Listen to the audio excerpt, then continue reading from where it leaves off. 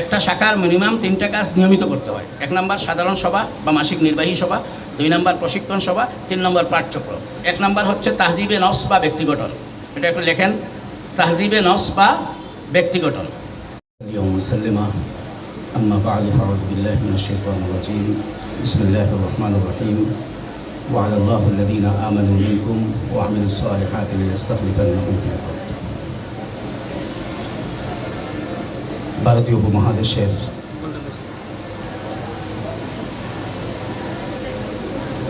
স্বাধীনতা আন্দোলনের পূর্ব সংগঠন জমিয়তে উলামা ইসলাম বাংলাদেশের সহযোগী সংগঠন ছাত্র জমিয়ত বাংলাদেশ পায়গারা ক্যাম্পাস শাখার উদ্যোগে বিভিন্ন জেলা শাখার দায়িত্বশীলদের নিয়ে আজকের এই বাছাইকৃত দায়িত্বশীল কর্মশালার শ্রদ্ধাভাজন সভাপতি, জমিয়তুল উলামা ইসলাম বাংলাদেশের জাতীয় পরিষদের অর্থ বিষয়ক সম্পাদক, জামে মাদারিয়া পারিগারা ক্যাম্পাস শাখার মুহতারাম সভাপতি ও মাদ্রাসার অন্যতম মুহাদ্দিস হযরত মাওলানা মুফতি জাকির হোসেন কাসিমি, উপস্থিত আজকের এই প্রশিক্ষণের বিশেষ অতিথি রাহবারে মিল্লাত আল্লামা নূর হোসেন কাসিমি রহমতুল্লাহ আলাইহির সুযোগ্য উত্তরসূরি, জমিয়তুল উলামা ইসলাম বাংলাদেশের কেন্দ্রীয় শিক্ষা ও সাংস্কৃতিক বিষয়ক সম্পাদক, এদেশের যুব সমাজের আইডল মুফতি জাবের কাসিমি হাফিজাহুল্লাহ, প্রিয় দায়িত্বশীল বন্ধুরা, আসলে প্রশিক্ষণ কর্মশালার অবগতিটা একটু আগে দিলে সবচেয়ে সুবিধা হয়। আমাকে মাগরিবের আগ মুহূর্তেই দেওয়া হয়েছে। সংক্ষেপে 2-4টি কথা আমি আলোচনা করি, আমার বক্তব্য শেষ করবো ইনশাআল্লাহ। প্রিয় উপস্থিতি, মানুষের জীবনে মুক্তি, মানুষের জীবনে শান্তি, নিরাপত্তা, মানুষের ব্যক্তি জীবন থেকে আন্তর্জাতিক জীবন পর্যন্ত ন্যায্য অধিকার প্রধান, এই বিষয়টি বর্তমান এই পৃথিবীর সবচেয়ে বড় চ্যালেঞ্জ হয়ে দাঁড়িয়েছে। আজকে পৃথিবীর মানুষ বিভিন্নভাবে অধিকার থেকে বঞ্চিত, ধর্মীয় স্বাধীনতা থেকে বঞ্চিত, ব্যক্তি স্বাধীনতা থেকে বঞ্চিত, সেটা বাংলাদেশ হোক কিংবা আমেরিকা হোক, সকল ক্ষেত্রেই আজকে এই জিনিসটার শূন্যতা বিরাজমান। আমরা বিগত শতাব্দীতে দেখেছি যে এই পৃথিবী থেকে এই সমস্যাটাকে দূর করার জন্য কিছু মানবগড়া মতবাদ এই পৃথিবীতে কাজ করেছে। সমাজতন্ত্র অত্যন্ত সুন্দর স্লোগান নিয়ে মানুষের জীবনে মুক্তি, শান্তি আর নিরাপত্তার বিধান নিশ্চিত করার জন্য এই পৃথিবীর বুকে আবির্ভূত হয়েছিল।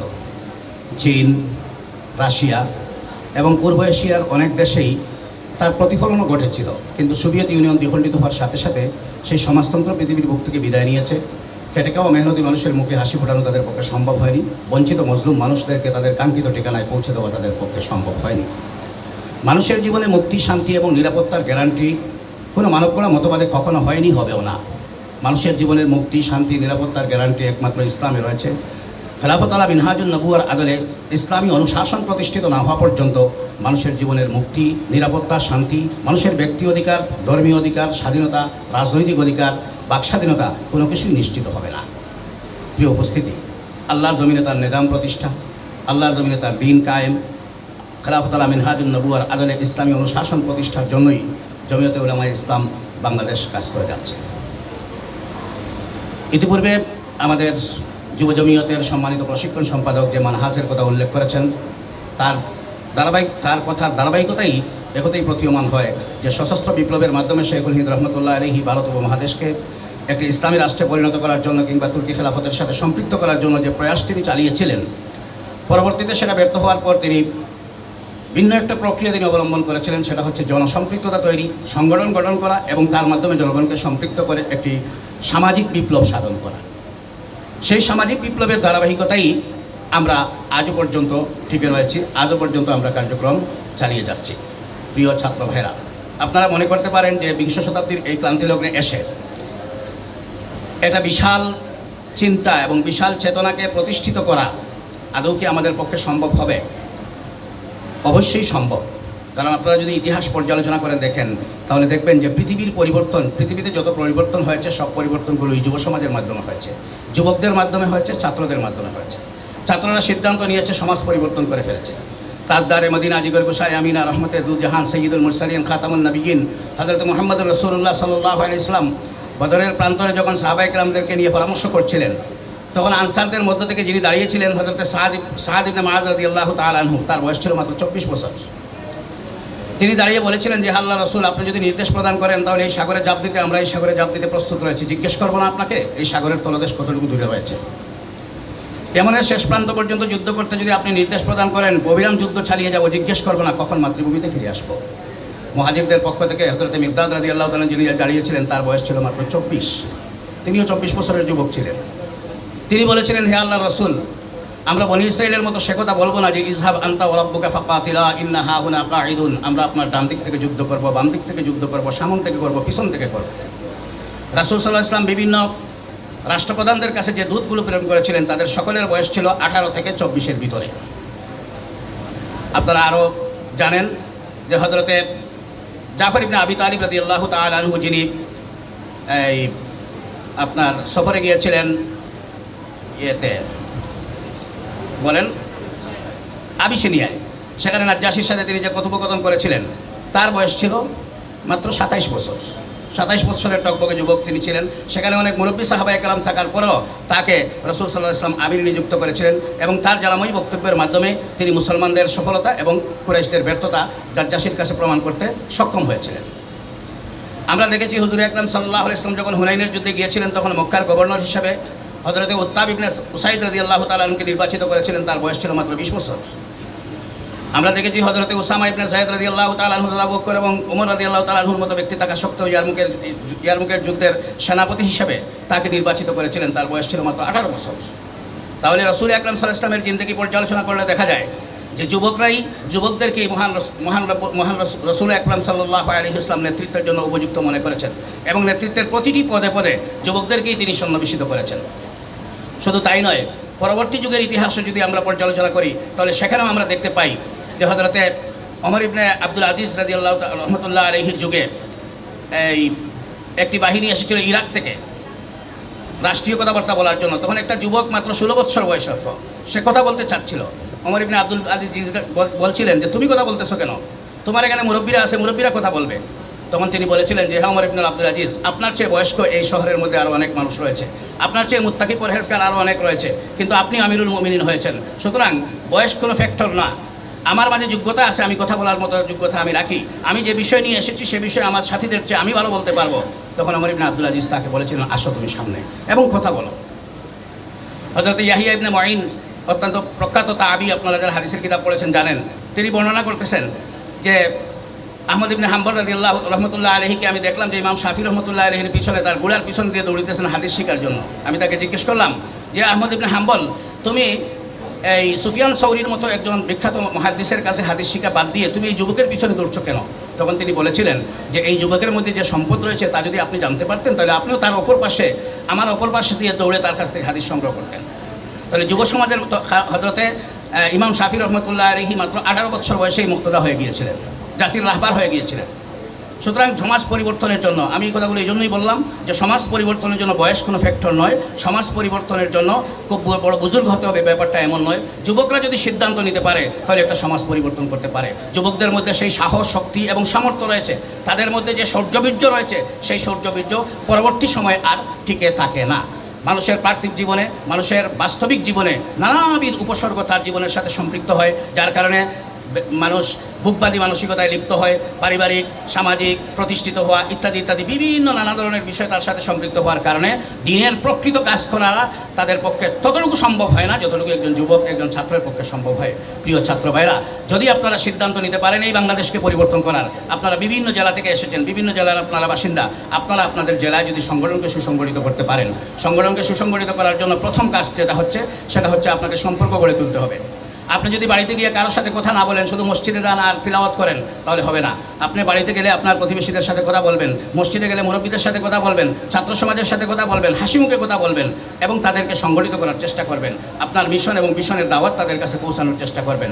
পর্যায়ক্রমে দেখবেন আপনার আচরণ, আপনার চলাফেরা, আপনার কথাবার্তা আপনার প্রতি মুগ্ধ হয়ে অনেকে আপনার আশেপাশে জড়ো হয়েছে। তখন আপনি তাদেরকে জমিয়তের ফরম করানোর মাধ্যমে তাদেরকে জমিয়তের প্রাথমিক সদস্য হিসেবে নিয়ে যাবেন। যখন একটা সংগঠন করবেন, সংগঠন করে চলে আসলেন আর কোনো খোঁজখবর নাই, না, এটা হয় না।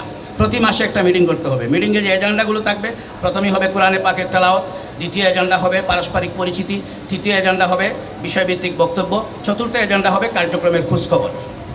তো আমরা অনেক সময় দেখি প্রোগ্রাম করি, কয়েকজনে বক্তব্য দিয়ে মোনাজাত করে খাওয়া দাওয়া করে চলে যাই, কিন্তু এখানে কোনো কারওয়াই হয় না। যা বিগত আমি যে পরিকল্পনা গ্রহণ করেছি বিগত মাসে যে এই শাখায় আমি পরিকল্পনা গ্রহণ করেছি 10 জন আমার প্রাথমিক সদস্য বৃদ্ধি হবে, আমি বায়তুল মাল তুলব 1000 টাকা, তারপরে আমি 2টা প্রোগ্রাম করব, এই সমস্ত পরিকল্পনা নেওয়া হয়েছে। কিন্তু পরবর্তী মিটিংয়ে তার কোনো কারবাই করা যদি না হয় তাহলে এই সমস্ত পরিকল্পনাগুলো খাতা কলমে থাকে, এর কোনো বাস্তব প্রতিফলন ঘটে না। এজন্য আমি বলতে চাই যে একটা সবার আপনারা এজেন্ডা লিখতে পারেন। প্রথমে কোরআনে পাকের তেলাওয়াত, দ্বিতীয় হলো পারস্পরিক পরিচিতি, তৃতীয় হলো বিষয়ভিত্তিক বক্তব্য, চতুর্থ হলো পরিকল্পনা গ্রহণ, পঞ্চম হলো কার্যক্রমের তদারকি এবং রিপোর্ট সংগ্রহ, এবং শেষ হলো দোয়া ও সভাপতির বক্তব্য, দোয়া ও মুনাজাত। এই কার্যক্রমগুলো থাকবে একটি সাধারণ সভায়। এই কার্যক্রমগুলো প্রতি মাসে কমপক্ষে এই বৈঠকটা একবার করা লাগবে। দ্বিতীয় নম্বর, প্রতি মাসে একটা প্রশিক্ষণের আয়োজন করবেন। প্রশিক্ষণটা হবে বিভিন্ন বিষয়ের উপরে। একটা বিষয় দিবেন যে গণতন্ত্র কী ও কেন, পুঁজিবাদ কী ও কেন, মানবগড়া মতবাদ ও ইসলাম। তো মানবগড়া মতবাদ এবং ইসলাম এর একটা তুলনামূলক বিশ্লেষণ একজন বক্তাকে আগেই বলে দিবেন, কমপক্ষে উনি মোতালা করে স্টাডি করে এই বিষয়টা যাতে আপনাদের সামনে উপস্থাপন করতে পারে। আরেকজনকে দিবেন উলামায়ে দেওবন্দ ও জমিয়ত উলামায়ে ইসলাম। আরেকটা বিষয় দিবেন ছাত্র জমিয়তের কী ও কেন। আরেকটা বিষয় হবে ছাত্র জমিয়তের কার্যক্রম কীভাবে পরিচালনা করব। এই 4টা বিষয়ে পর্যায়ক্রমে আপনারা প্রশিক্ষণের আওতায় আনবেন। একজন বা একটা বিষয় একটা প্রশিক্ষণে হয়তো 1জন বা 2জনকে দাওয়াত করবেন।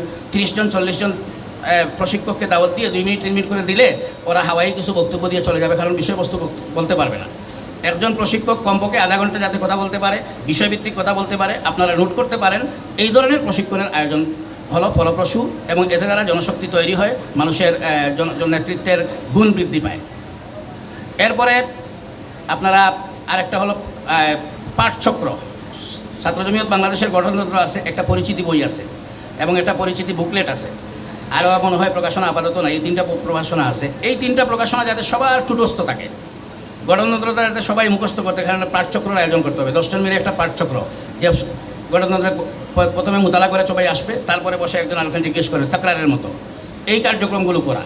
তো একটা শাখার মিনিমাম 3টা কাজ নিয়মিত করতে হয়। 1 নম্বর সাধারণ সভা বা মাসিক নির্বাহী সভা, 2 নম্বর প্রশিক্ষণ সভা, 3 নম্বর পাঠচক্র।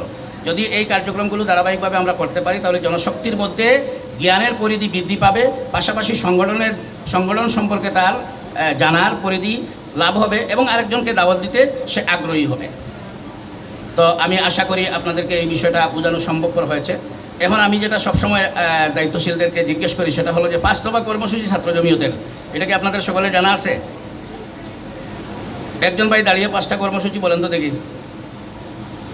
আমরা 5 দফা কর্মসূচির ভিত্তিতে কার্যক্রম পরিচালনা করি, এবং ছাত্র জমিয়তের পরিচিতি বইটা আপনাদের সকলের সংগ্রহে আছে কিনা? কার কার সংগ্রহে আছে একটু হাত তোলেন। অনেকেরই আছে, যাদের নাই আমি আশা করব আপনারা এই বইটা সংগ্রহ করে নেবেন, ছাত্র জমিয়তের পরিচিতি বইটা। 5 দফা কর্মসূচি 1 নম্বর হচ্ছে তাহজিবে নফস বা ব্যক্তি গঠন। এটা একটু লেখেন, তাহজিবে নফস বা ব্যক্তি গঠন।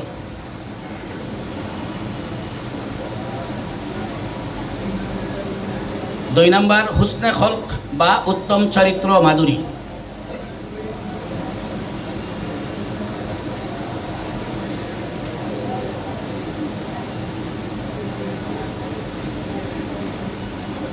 3 নম্বর খেদমতে খালক বা মানব সেবা।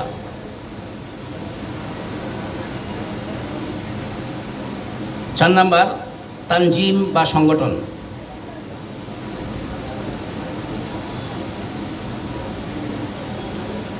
5 নম্বর দাওয়াত ইলাল্লাহ বা আল্লাহর দিকে মানুষকে আহ্বান করা।